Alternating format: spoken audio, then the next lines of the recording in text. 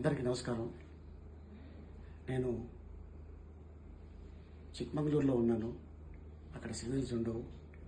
హోటల్కి రాగానే కొంతమంది ఫ్రెండ్స్ నాకు మెసేజ్ చేయడం జరిగింది, ఇలాగ రామోజీరావు గారు లేరు అనే విషయం.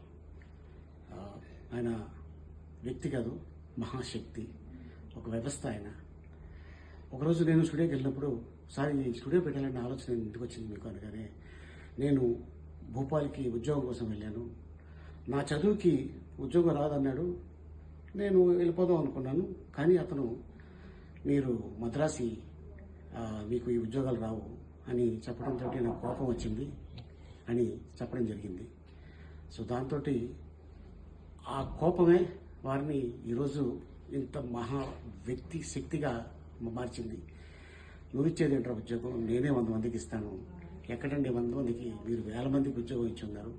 మీరే కానీ లేకపోతే చిన్న చిన్న కళాకారులు ఉండేవాళ్ళు కాదు. సో ఈ రోజున వారు మన మధ్యన లేకపోయినా ఎప్పుడు మన గుండెల్లో, మన మనసులో ఎప్పుడో ఉంటారు. ఈనాడు పేపర్ చూసినా రామోజీరావు గుర్తుకొస్తారు, ఈటీవీ చూసినా రామోజీరావు గుర్తుకొస్తారు, ప్రజాపక్షాలు చూసినా రామోజీరావు గుర్తుకొస్తారు. ఇలా ఎన్నో ఎన్నో ఎన్నో. సో ఏది ఏమైనా ఈ రోజున మన మధ్యన వారు లేకపోవడం నిజంగా చాలా బాధాకరం. వారి కుటుంబ సభ్యులకి నా ప్రగాఢ సానుభూతి తెలుపుతున్నాను. నమస్తే.